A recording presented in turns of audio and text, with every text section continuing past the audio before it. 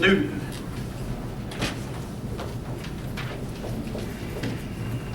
Throughout the ages, there have been a few men who have explained the universe. Now, I'm not saying they were right, but they've explained the universe in such a way as to get other men to listen to them, and most of the men to agree with them. One such man was Newton. Before him, there was Plato, way back in Greek times. In the Middle Ages, there was St. Thomas Aquinas. But then there was Newton. Later, there was B. Einstein. Anyway, these men supposedly explained the universe in a way that others would agree with them and believe in them for generations. The main thing, though, I want to remember about Newton is he's famous for his law of gravity.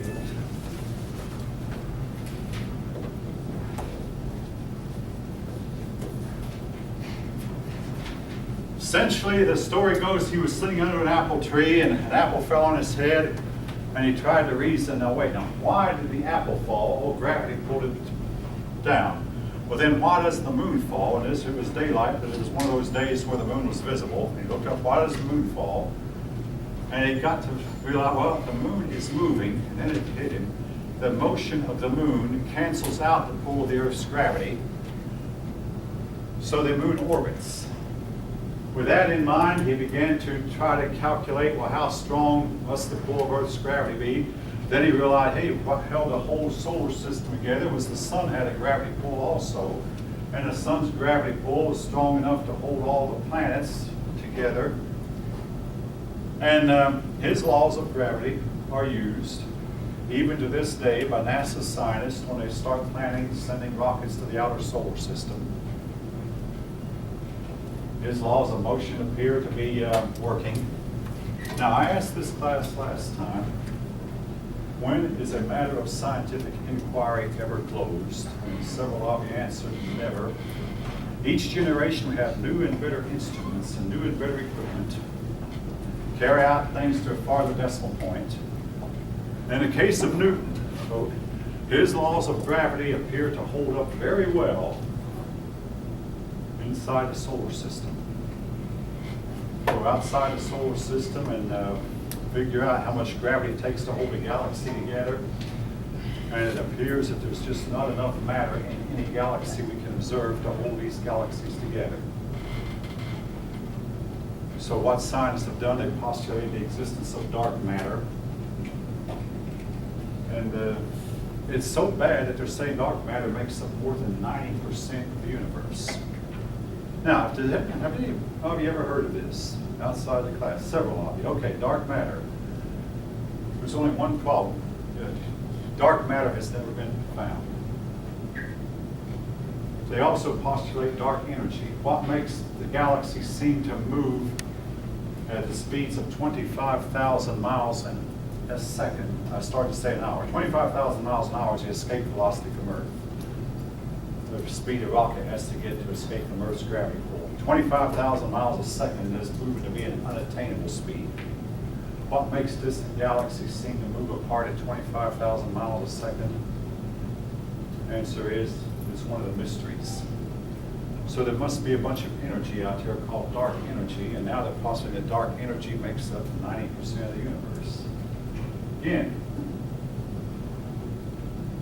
what do I think? Personally, I think that when you come right down to it, everything we know about the universe outside our solar system can be summed up in just one word. Does anyone know what that one word is? Anybody guess what I'm thinking? What do we know about our universe outside the solar system? Yeah, nothing. Nothing. Well, I'm not saying we shouldn't study and shouldn't learn, but these laws that we dig up, sometimes it seems to apply so well in one situation, put them in another situation, nothing. All right, anyway, I'll move on.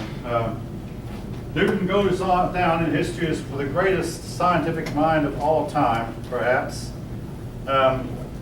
He's also famous for his law of motion. For every action, there must be an equal and opposite reaction.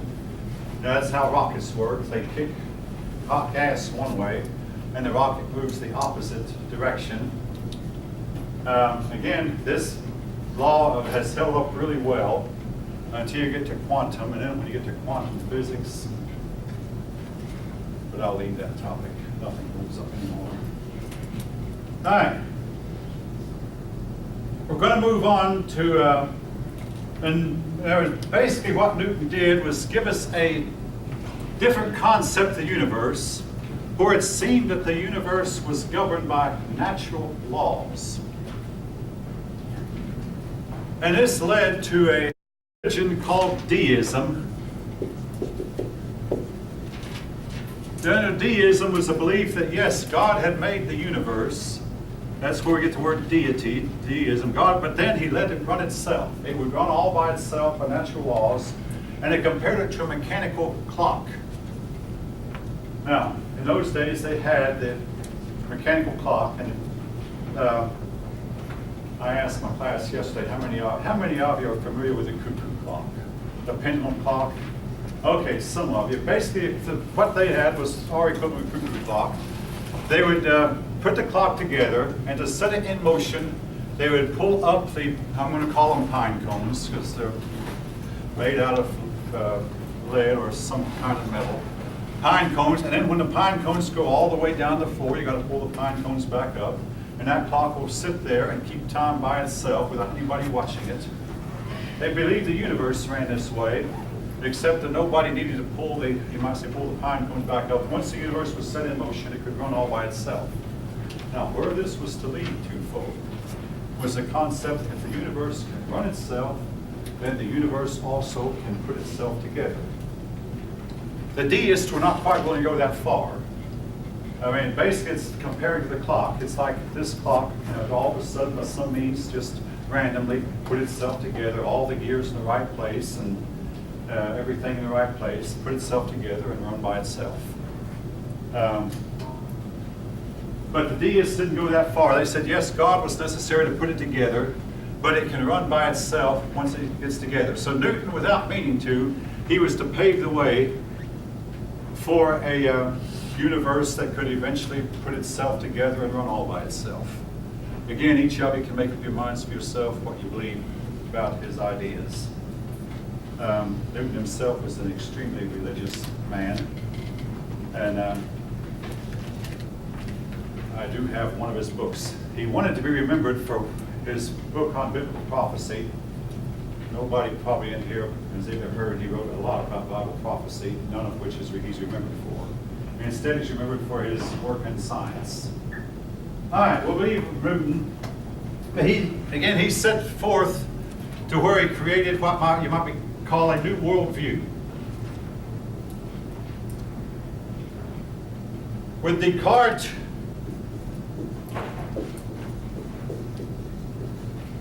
you get what is called rationalism.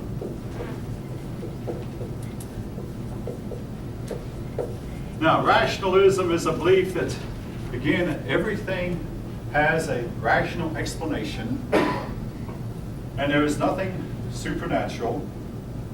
Nothing supernatural has ever gone on or ever will. Now, hey, folks, let me pause a moment. Not everything I'm saying I personally believe. But this is a history class, and I'm teaching what these men believe.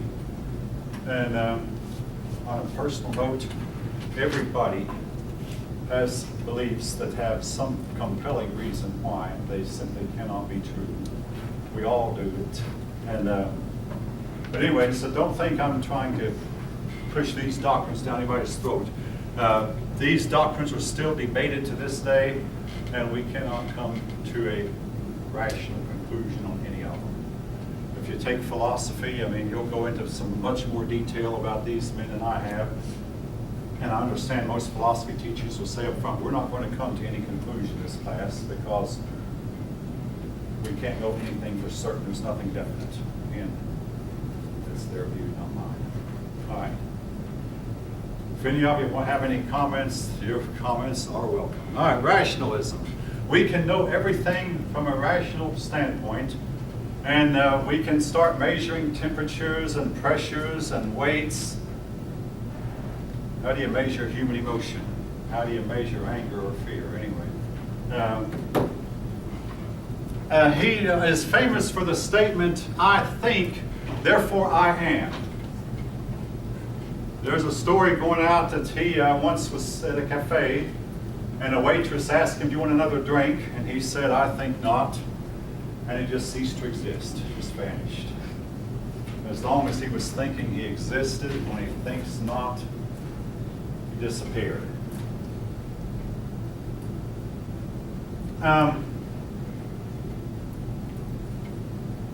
Said he was famous for what statement? I think, therefore I am. Yeah, his statement. He dealt with the issue of mind and matter.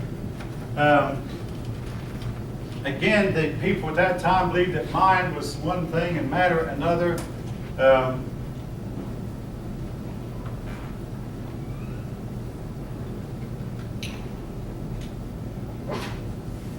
The mind, he said, cannot be doubted, but the body can. In other words, does matter even exist, or is it something we create in our mind?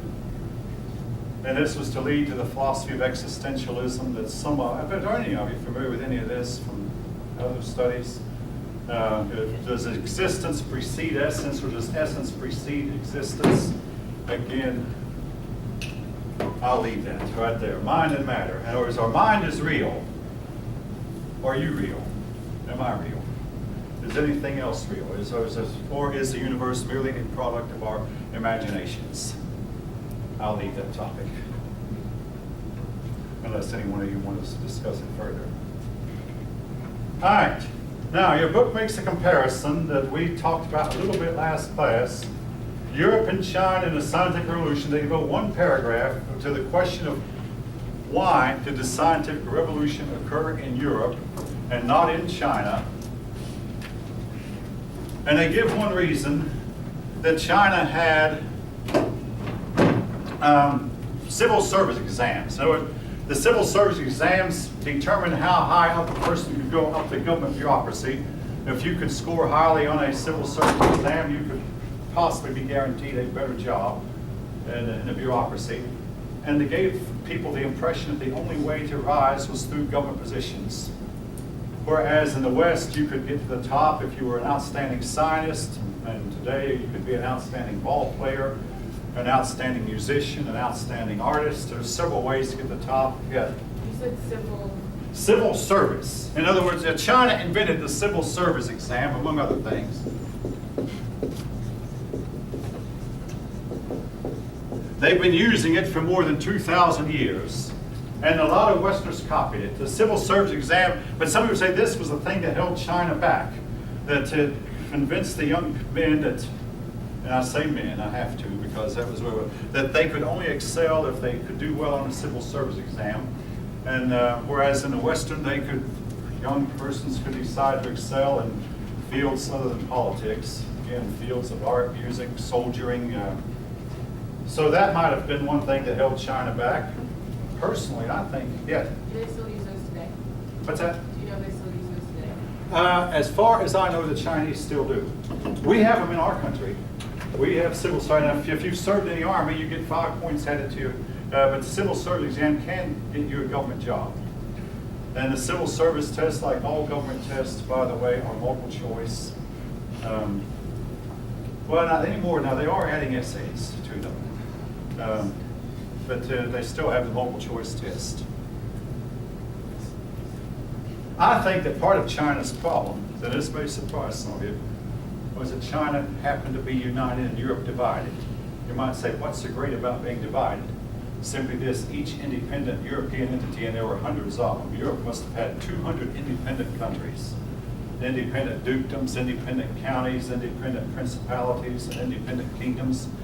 Whereas China was united, but each of these independent kingdoms had a better chance of groping along, you might say, and finding the right path than China did under being united, which is why we, in our country, try to break up big business monopolies.